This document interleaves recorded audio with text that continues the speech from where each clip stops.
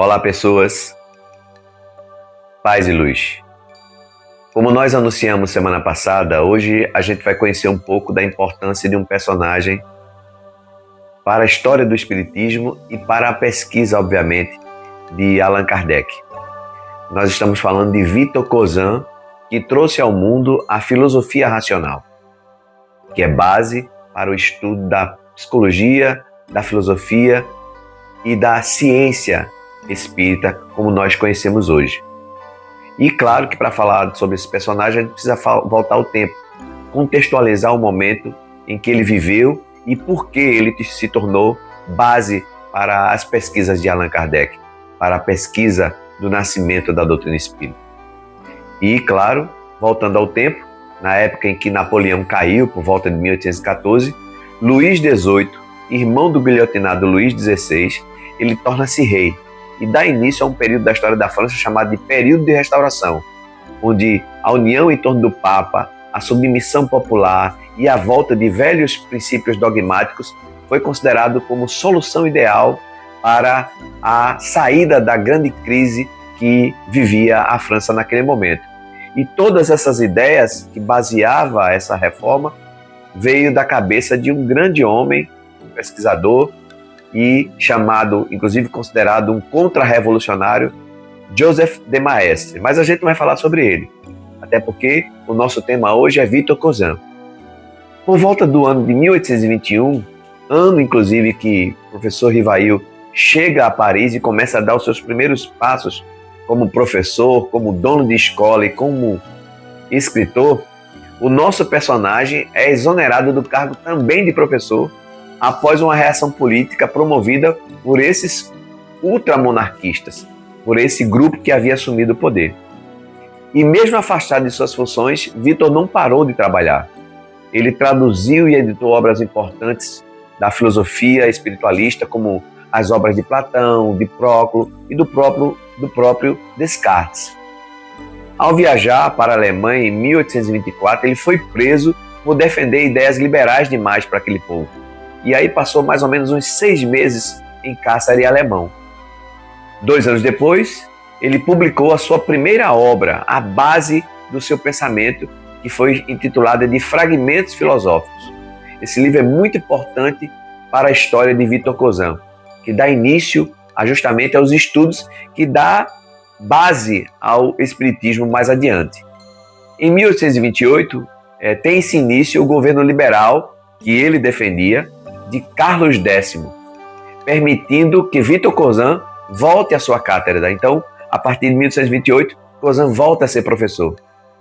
2 anos mais tarde, após liderar uma revolução que exigia o fim da chamada Restauração, Luís Filipe torna-se rei, com a ajuda de estudantes, de jornalistas, profissionais liberais e operários.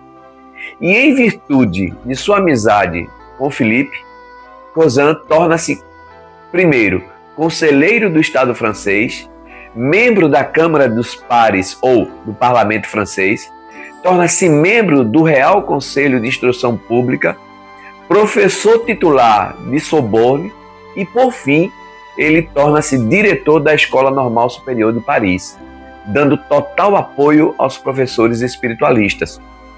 E a partir daí, a partir dessa escola, chamada de Escola Normal Francesa, numa ampla reforma educacional constituída por docentes cuidadosamente formados por Cousin na Universidade de Sorbonne, quanto às ciências morais, a homogeneidade do ensino espiritualista estaria garantida não só na formação de professores, como também na difusão de suas ideias entre os jovens nos liceus e nos colégios do país afora.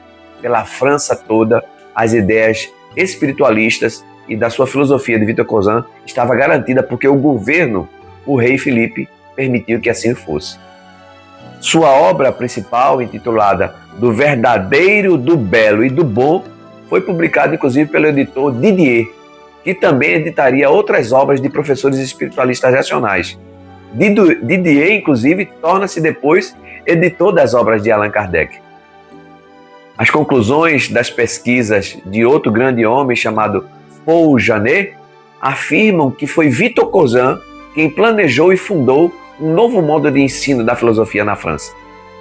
Esse clima, inclusive conceitual, foi muito favorável para a chegada da doutrina espírita, assim como foi descrito na Revista Espírita de 1863, na página 196, como uma condição ideal para a sua época. E aí, abre aspas, diz o codificador: não basta dizer que uma coisa é boa ou má, se quer saber se ela é boa ou má e se há razão ou não para prescrevê-la ou proibi-la. Eis porque a fé cega não tem mais curso em nosso século racional. Discutir sua crença é uma necessidade da época, a qual é preciso, de bom grado ou mau grado, se resignar. Kardec se referiu justamente a essa abertura do governo, da política e da cultura francesa em aceitar o que era novo, as ideias que estavam chegando.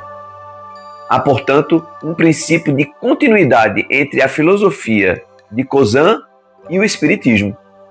Ambos tratam de seus temas e questões por meio de metodologia científica, inclusive que é própria das ciências morais de sua época.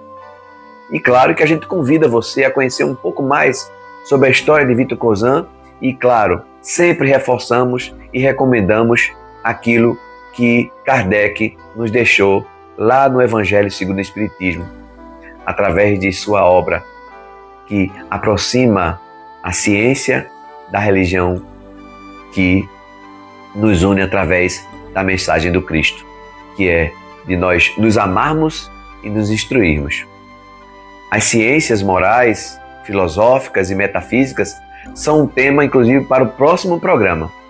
E claro que a gente conta com vocês na próxima terça-feira, aqui nesse canal, que trata da autonomia espírita, a história jamais contada do Espiritismo.